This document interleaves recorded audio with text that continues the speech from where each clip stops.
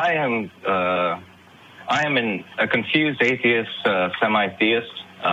Grew up Jewish, and I can always say that there's been some kind of a separation between how, I interpret the moral standards and the history of, you can say, the Old Testament, and then talking to a Christian who interprets more or less the standards of the New Testament, and why we can share in the way we would raise a family, or we can share in our likes and dislikes, and how we operate with groups, like if we're more of a diffuser instead of aggressor.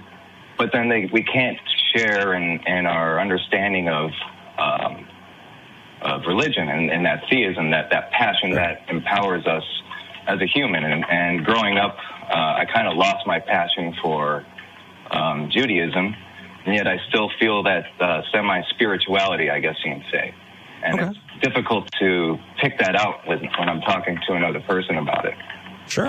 Do you guys have any suggestions in what would maybe help them step away from the feeling that they have to stick to that church idea and not develop their own individual idea?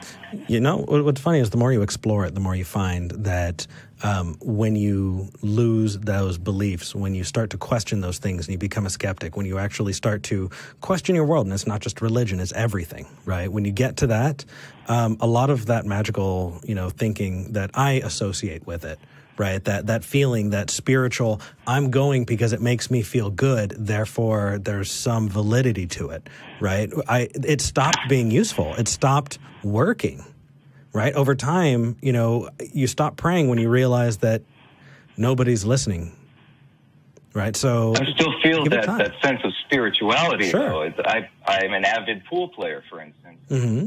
When I'm playing on a good vibe, doing a lot of good shots, I feel a sense of that spirituality because of the effort that I put into developing how, my technique and my abilities. But how very human of you. But hold on, Kevin. Because that's a thing that happens in your mind. Yeah, it sounds like cognitively, that's magical thinking.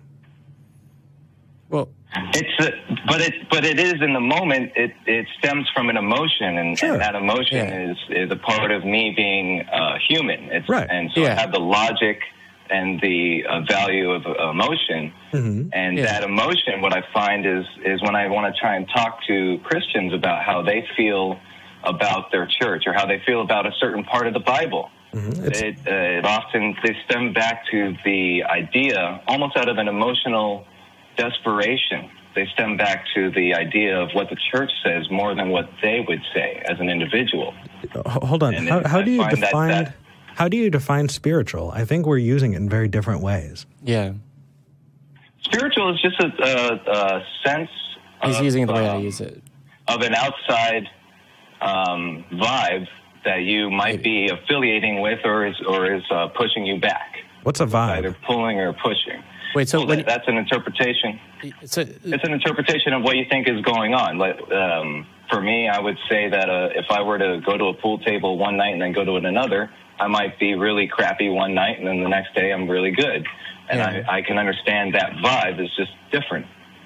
Okay, so I can't assume it. I can't predict it. So do you think that is a thing? So, for example, luck exists as a concept. Oh, wow, I went and I played roulette with my friends and I was very lucky.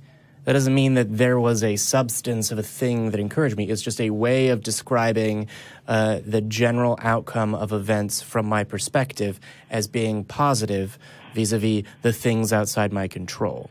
So if you're using vibe and spirituality to describe something that is like that, but the psychological version in your mind, then we're using it in the same way.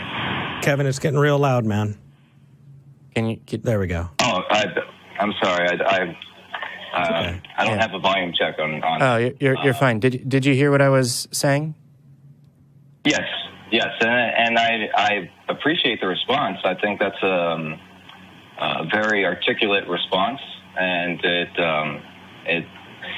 The only other example I would be able to share with a different sense of vibe is if I was going to a strip mall to look for some food, and I walked into the wrong restaurant, and I'm looking for Mexican food, but all I see on the menu is like sushi and all that. So I would get a certain vibe, a feeling. Do you think even that though I am analyzing the whole situation, I feel a certain way about it, and that might make me hesitate, or it might make me actually go up to the person and make an order, even though I was there for Mexican food in the first place. Yeah. So do you think that these feelings are happening outside of your brain? Like, this is I was born with it as a human. Okay, perfect. Then so to be clear, we're on the same page. Yeah, Eric, when he hears the word spiritual or vibe, rightly so, associates it with magic, basically. I was growing up because that's usually how it's used. In my family. I was growing up with a lot of holistics in my family. My grandfather even acted as a healer, even though we were born and raised and went to synagogue. Sure. So I understand. I'm empathetic of that. I understand it. I don't exactly participate with it. That's because good. I don't have the evidence for it to work for me. Definitely vaccinate your kids. That is the approach that we support. So, Kevin, we're actually coming up on the end of our show, so I think we're going to have to hop off. I don't think we got to sort of the meat of what you wanted to talk about necessarily. So I'm going to go ahead and invite you to call back next week so we can have sort of the latter half of this conversation. But I think that clarifying those things is important. If this wasn't the meat of the conversation, I'd definitely say let's refine to make sure that we jump into the meat instead of having a lot of preamble. Yeah, none of those vegetarian It was not the meat. It was not the meat. But the reason I call in is to bounce it off of you guys, because I appreciate your personality and your introspective on that. Thank you, man. Consider it bounced. Take care, buddy.